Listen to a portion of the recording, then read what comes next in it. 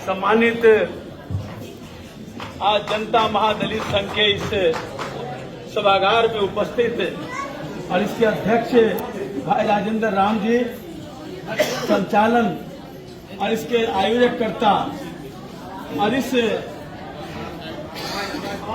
इस कार्यक्रम के माध्यम से आम लोगों में जन जागृत और अपने अधिकारों के लिए संघर्ष करने के लिए उत्साह करने वाले हमारे छोटे भाई ओम प्रकाश रनावत जी, यहाँ उपस्थित हमारे साथी अनुसूचित जाति आयोग के भाई पूर्व अध्यक्ष भाई राजेंद्र राम जी, हमारे छोटे भाई महादलित आयोग के पूर्व अध्यक्ष भाई हुलेश मांझी जी, हम लोग के साथी और राष्ट्रीय जनता दल के पूर्वी चंपारण के प्रधान महासचिव भाई सुरेश सहनी जी, यहाँ उपस्थित भाई संतोष मोहन देव जी, भाई राजू बैठा जी और आप सबके हमारे प्रदेश के अध्यक्ष भाई डॉक्टर जयनारायण जी और राकेश धनखड़ जी, वो धनखड़ नहीं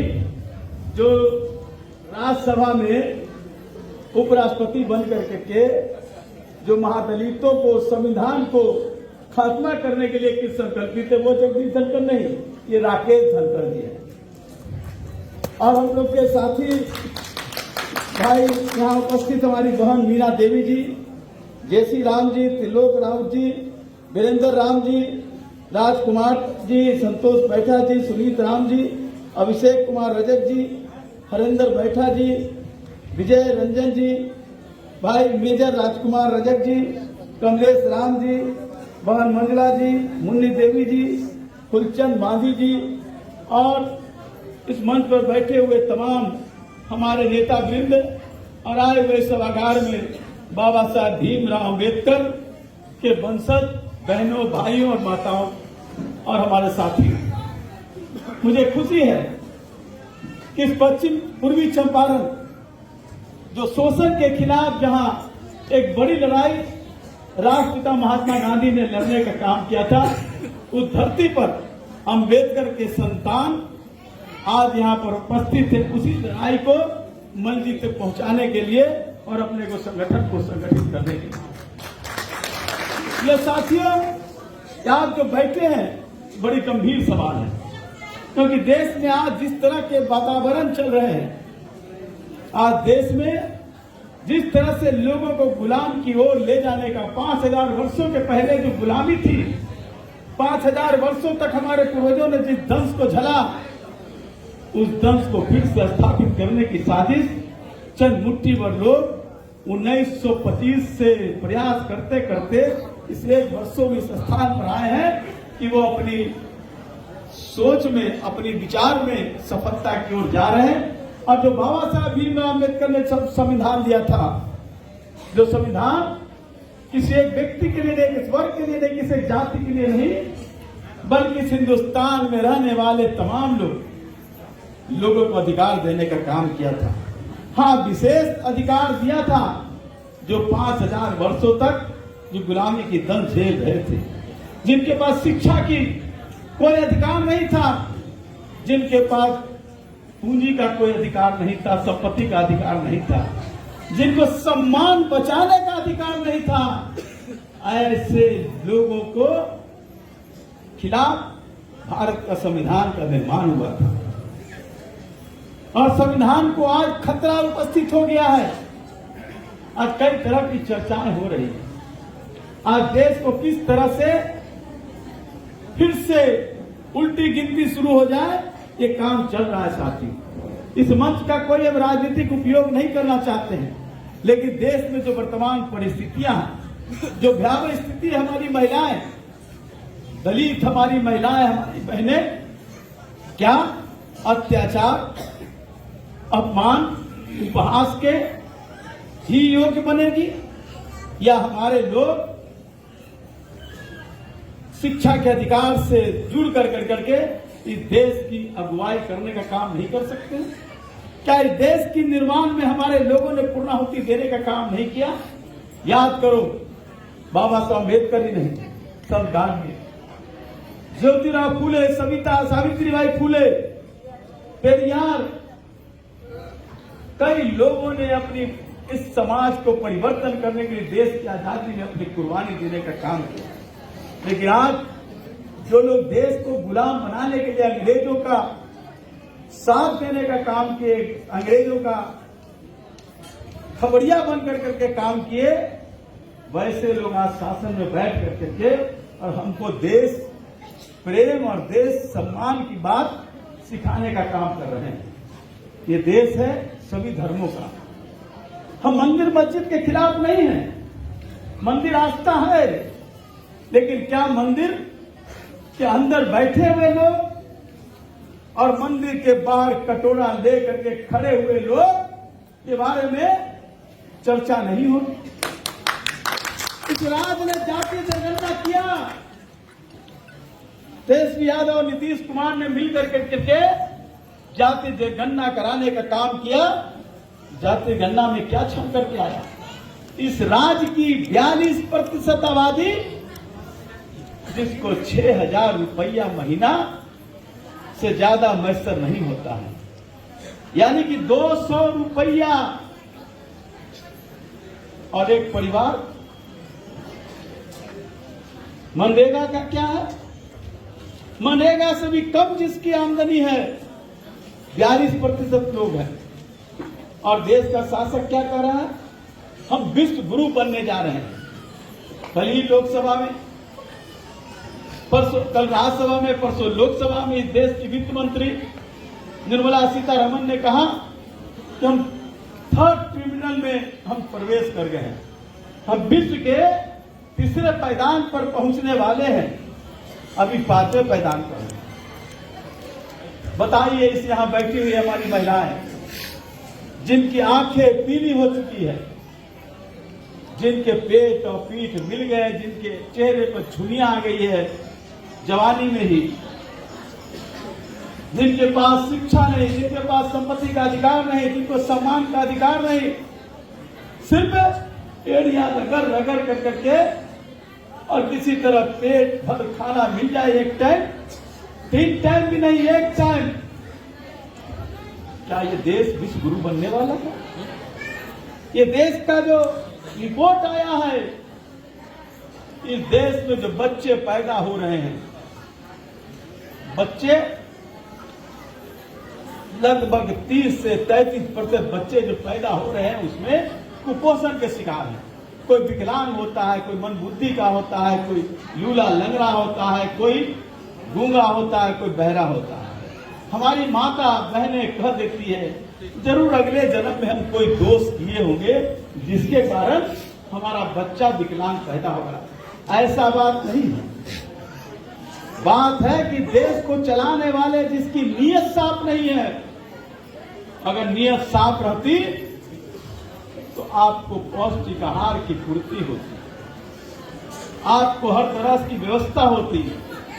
लेकिन इस देश के चंद मुट्ठी भर लोग जो पूंजीपति वर्ग हैं, उनकी आमदनी कोरोना में भी विश्व का नंबर 2 का पूंजीपति बन जाता है और इस देश का गरीब फटेहाल नाला के किनारे गांव के दक्षिण तरफ रह करके अपने जीवन यापन करने का काम करता है। ये बात सोचना होगा, इसलिए सोचना होगा कि देश पर हमारा भी अधिकार है। ये देश किसी एक आदमी की बपौती नहीं है, इस देश पर एक वर्ग की बपौती नहीं है, हमारी भी इसमें भागीदारी है। हमने भी कुर्बानी किया है, हमने भी देश के निर्माण में आगे बढ़ करके काम किया है, हमने भी खेतों में मजदूरी बन करके और अनाज पैदा करने का काम किया है, जिससे लोग खाने करने का काम कर रहे हैं। हमारे लोग भी मजदूर बन करके बड़े बड़े अट्टालिकाएं, मकान, बिल्डिंग बनाने का काम कर रहे हैं। हमारा भी योगदान है, लेकिन हमारा योगदान है तो हमारा कर्तव्य भी बनता है, तो हमारा अधिकार क्यों नहीं? हम क्या सिर्फ 6,000 रुपया महीना का ही मैसर करने का काम करेंगे? और इससे बड़ा बात, एक वर्ल्ड बैंक का रिपोर्ट आया है, इस देश पर 205 लाख करोड़ का विदेशी कर्ज है। यानी यहाँ जितने लोग बैठे हैं हम सब लोग सम्मिलित हैं। जो बच्चा भी पैदा हुआ, जो लोग यहाँ नहीं आए हैं, हर एक व्यक्ति जो 140 करोड़ लोग हैं उसको 1,48,000 करोड़ रुपये का हम कर्जदार हैं साथी। 1,48,000 के कर्जदार हैं, हर व्यक्ति कर्जदार है। और इस देश का बड़ा पूंजीपति हजारों लाखों करोड़ रुपया उनको जो बैंक से लोन लिया जाता है जिसको माफ कर दिया जाता है। हमारे जो नौजवान हैं, जो दलित वर्ग का है, पिछड़ा वर्ग का है, अति पिछड़ा वर्ग का है, अल्पसंख्यक वर्ग का है, सामान्य वर्ग में भी जो गरीब वर्ग का है, अगर वो बैंक जाता है उनको कर्ज नहीं मिलता है। कहता है कि मैं थोड़ा पढ़ लिख गया हूं, मुझको कोई दुकान, कोई रोजगार करना है, हमको 1 लाख रुपया लोन चाहिए, नहीं मिलता है। लेकिन उनको 70,000 करोड़ रुपया कर्ज का माफ कर दिया जाता है। ये कौन सा नीति है, कौन सा राज है, कौन सा राम राज लाना चाहते हो? कहते हो कि हम राम राज लाने का काम करेंगे। कौन सा राम राज? यही है राम राज? अगर ऐसी राम राज है तो ऐसी राम राज में उसको जरूरत नहीं है। हमको ऐसा राज चाहिए जब समता मूलक समाज, जो बाबा साहब ने कहा था, समाज में सभी वर्ग के लोग, सभी जाति के लोग समान रूप से जीवन यापन करें। क्या कारण है? आज आया है समाचार पत्रों में, इस राज्य में भी नई शिक्षा नीति लागू होगी। और नई शिक्षा नीति क्या है? प्राइवेट स्कूलों, निजी स्कूलों को प्रोत्साहित किया जाएगा। जिसके बच्चे के पास 50,000 रुपया डोनेशन देने के लिए होगा, वही माध्यमिक विद्यालय में पढ़ने का काम कर सकता है। जिसके पास 2 लाख रुपया जिसको डोनेशन देने की ताकत होगी, वही बच्चा पोस्ट ग्रेजुएट करने का काम कर सकता है। और जिसके पास 2 करोड़ से लेकर के 5 करोड़ रुपया डोनेशन देने की ताकत होगी, वही बच्चा इंजीनियर और डॉक्टर बनने का काम कर सकता है। इस सभागार में बैठे हुए किसी के पास 50,000 रुपया, 2 लाख रुपया, 1 करोड़ रुपया, 5 करोड़ रुपया दे करके अपने बच्चों की परवरिश करने का काम कर सकता है। यानी कि देश में 2 रंग की नीति लाने का काम किया जा रहा है। एक नीति है कि आप गरीब हैं, गरीबी में रहिए, आप मजदूर हैं, मजदूरी बन करके रहिए। 5,000 वर्षों पहले जो हमारे पूर्वज कमर में झाड़ू और गले में कटोरा लेकर करके चलते थे, ताकि जो बड़े, जो सामंती वर्ग के लोग हो, जो मणिवादु लोग हो, उनको कहीं आपके थूक का छींटा न पड़ जाए, आपके पैरों का धूल उनको न लग जाए। वही स्थिति लाने का काम किया जा रहा है। कहा जा रहा है राम राज लाने का काम करें। कौन सा राज लाना चाहते हैं? क्या गरीब दलित सिर्फ उत्पीड़ित होकर के काम करेगा? गांव में हमारी बच्चियों को, हमारे बच्चों को, हमारी माँ को, बहनों को किस तरह से बलात्कार कर करके, जिस तरह अत्याचार कर करके, जिस तरह पान कर करके, उपहास कर करके अपमानित करने का काम करता है, हम अपने को मायूस होकर करके चलिए सिर्फ रह जाते हैं, बैठ जाते हैं। साथियों, नौजवान साथियों, मैं आपके इस जनता महादलित संघ की ओर से हम कहना चाहते हैं, चुप रहना आपके लिए गुलामी की निशानी होगी, बगावत करना आजादी की निशानी होगी। हमारे पूर्वजों ने बगावत की तो देश आजाद हुआ। हमारे नौजवान बगावत करेंगे, सामाजिक आजादी मिलेगी, शैक्षणिक आजादी मिलेगी, आर्थिक आजादी मिलेगी। इसलिए नौजवान साथियों, सिर्फ बाबा साहेब अम्बेडकर के चित्र पर माला पहनाने का काम मत करना, बल्कि माला पहनाने के बाद यह सोचना कि बाबा साहब ने कहा था संगठित हो, संघर्ष करो, शिक्षित बनो। शिक्षा की बात हम करते हैं, लेकिन हमारे स्कूलों में तो मास्टर नहीं, हमारे स्कूलों में व्यवस्था नहीं, हमारे स्कूलों में कोई एक तरह की व्यवस्था नहीं। हम जाते हैं वहां सिर्फ टाइम पास करने के लिए।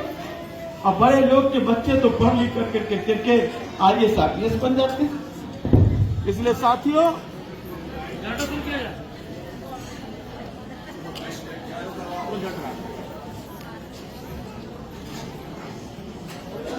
आवाज जाएगी ऐसे। जय जय जय जय जय भीम। बाबा साहब अमर रहे। श्याम रजाक जिंदाबाद। जनता महादलित संघ जिंदाबाद।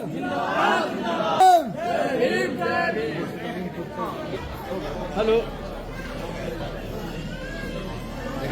चल आगे लाइन आगे।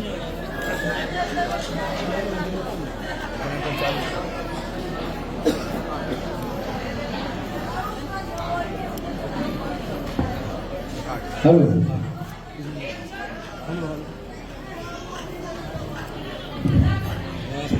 इसलिए मैं कह रहा था साथियों, नौजवान साथियों, आपके सामने तारीख है। आज तो बाबा साहब भीमराव अम्बेडकर के चित्र पर माल्यार्पण कर रहे हैं, क्योंकि हमें लगता है कि बाबा साहब ने हमारे सवालों पर संघर्ष किया, हमको अधिकार देने का काम किया। आने वाला पीढ़ी आपसे पूछने का काम करेगा कि जब बाबा साहब अम्बेडकर पर माला चढ़ा करके इसलिए कि उन्होंने आपके लिए कुछ करने का काम किया, आपने मेरे लिए क्या किया? जब गुलामी की जंजीर खड़ी की जा रही थी, जब धर्म के नाम पर, जात के नाम पर व्यवस्था में आपके अधिकारों का हनन हो रहा था, तो आप क्यों नहीं संघर्ष करने का काम किए? तो आज तो आप बाबा साहब के चित्र पर माल्यार्पण कर रहे हैं। हमारे चित्रों पर माल्यार्पण नहीं, बल्कि कूड़ा करकट फेंकने का काम भावी पीढ़ी करने का काम करेगी। इसलिए साथियों, नौजवान साथियों, हमारी बहनें, छोटी नौजवान बहनें, जगो, अपने अधिकारों के लिए संघर्ष करने का काम करो। कुर्बान हो जाना पड़े, कुर्बान हो जाओ। याद करो, बाबा साहब अम्बेडकर ने चापदार तालाब में संघर्ष करने का काम किया था, लाठियां उठाने का काम किया था और 5 साल का काम किया था, लेकिन अपने अधिकारों को लेकर के समाज के लोगों को चावदार तालाब से पीने की पानी का अधिकार दिलाने का काम किया था। क्या हम अपने अधिकारों के लिए सब कुछ नहीं कर सकते हैं? करना होगा। इसलिए जनता महादलित संघ के भाई ओम प्रकाश राणावत जी, हमारे जो अध्यक्ष प्रदेश के श्री जयनारायण जी और तमाम साथी, हमारे अध्यक्ष राजेंद्र जी, राजेंद्र तो बुजुर्ग है लेकिन नौजवान साथी ओम प्रकाश राणावत जी, जयनारायण जी और तमाम साथी भाई उल्लेख जी, आप समाज के लिए लड़ने का काम कीजिए, समाज में जगाने का काम कीजिए। जाओ दलित के बस्तियों में, जाओ उन गरीबों की बस्तियों में कहने का काम करो। आपके लिए आज जरूरत है अपने अधिकारों को बचाने के लिए, संविधान की रक्षा के लिए, क्योंकि आने वाले समय में जो खतरा मैं देख रहा हूं, खतरा क्या है? आपके अधिकार का खत्म होगा, संविधान खत्म होगा, मनुवाद स्थापित होगा। क्या है मनुवाद? हम मनुवाद करते हैं। मनुवाद वही है जो हमारे पूर्वज दंश को झेलने का काम करते थे, वर्ण व्यवस्था।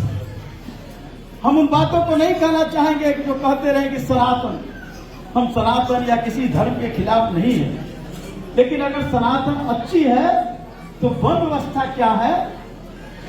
वर्ण व्यवस्था क्या है? सनातनी लोगों बताओ, ये वर्ण व्यवस्था क्या है? वर्ण व्यवस्था में तो जो काम करेगा वही उस जाति का कहलाएगा। क्या यही सनातन है? अगर ये सनातन है तो ऐसे सनातन को हम स्वीकार नहीं करते हैं। इस बात को जोर से कहना होगा। इसलिए साथियों, आप अपने झोपड़ी पर, अपने घर पर, अपने जहां भी घर है वहां लिख देने का काम करो। गर्व से कहो हम दलित हैं, गर्व से कहो हम दलित हैं। न हिंदू है, न मुस्लिम है, न सिख है, न ईसाई है, हम दलित हैं, हम अम्बेडकरवादी हैं। हमारे नौजवान निकलो, सभी नौजवान संगठित होने का काम करो और हमारी आर्थिक लड़ाई, हमारी शैक्षणिक लड़ाई, हमारी सामाजिक लड़ाई को लड़ने का काम करो।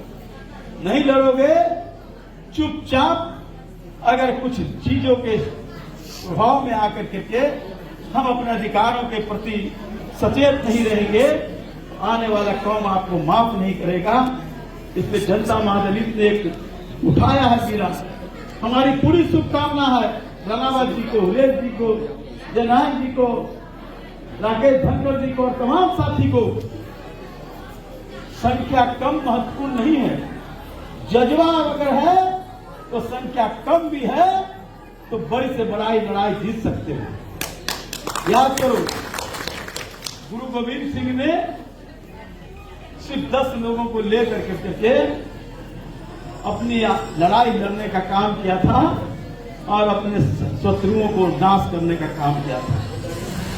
और एक चीज और कहना चाहेंगे, हमें लोगों को खंडित करने का साजिश की जा रही है और हम उसमें फंसते जा रहे हैं। कोई धोबी है, कोई डोम है, कोई चमार है, कोई मेहतर है, कोई पासी है, कोई दुसाध है। अरे भैया, हम सब दलित हैं, हम सब अम्बेडकर के संतान हैं। आप सब एकजुट होने का काम करो। हमने बचपन में कहानी पढ़ा था, एक लकड़ी का, अब उसके पिताजी को पता चला कि हमारा सभी बेटा आपस में लड़ रहा है, सब एक एक लकड़ी दे दिया कि तोड़ो। लोगों ने बड़े आराम से तोड़ देने का काम किया। उसके पिताजी ने सारे लकड़ी का इकट्ठा बनाया और कहा कि इसको अलग अलग तोड़ो, किसी में से टूटा नहीं।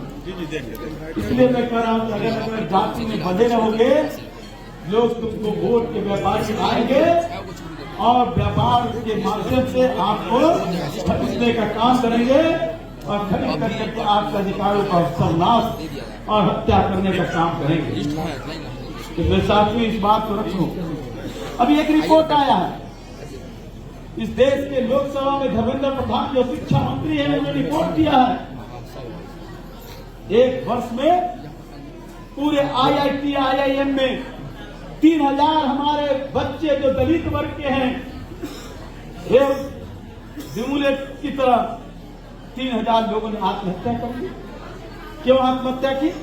सामाजिक जो व्यवस्था रही, धार्मिक व्यवस्था रही और दलित को जिस तरह से अछूत की संज्ञा देने का काम किया गया, इसके कारण आत्महत्या कर देने का काम किया। वो मौका ना आए, आप लड़ने का काम करो, निकलो जहां वहीं से निकल चलो। ये मत देखो कि हम पूरे बिहार, पूरे देश की लड़ाई लड़ेंगे। जिस पंचायत में हो, जिस टोले में, वहीं लड़ाई शुरू कर दो। सब मिल करके लड़ाई करो, यही हम कहना चाहते हैं। क्योंकि साजिश की जा रही है, साजिश की जा रही है आरक्षण को खत्म करने का। भी एक कोर्ट ने निर्णय दिया है कि जो संपन्न लोग हैं उनका आरक्षण खत्म कर दिया जाए। यह आरक्षण कोई आर्थिक आधार पर आरक्षण नहीं मिला था। हमारे लोगों का सामाजिक उत्पीड़न होता है। हमारे लोग अगर पढ़ लिख करके भी जाते हैं तो उसको मरुआ का बेटा कहा जाता है, माही राम का बेटा नहीं कहा जाता है। इस तरह से उनको उत्पीड़ित किया जाता है, इस तरह से अपमान किया जाता है। इसलिए सामाजिक समानता की लड़ाई के लिए आरक्षण मिला था। इसलिए आइए हम सब मिलकर के क्या संकल्प ले कि जनता महादलित संघ के नेतृत्व में के बैनर के तले अम्बेडकर के विचारों को हम जगाएंगे और देश में मनुवाद डालने वाले लोग, धर्म और जात के नाम पर बांटने वाले लोगों को हम प्रहार कर करके और अपनी एकता के द्वारा इस देश में संविधान के जो रक्षक होंगे उसके साथ लड़ाई लड़ने का काम करेंगे। यही कह करके आज के बीच से हम जाना चाहते हैं। और एक बार हम चाहेंगे आप सब लोग जो हमारी बहनें हैं, क्योंकि बहनों में जो ताकत है, याद करो शिक्षा का अधिकार नहीं था।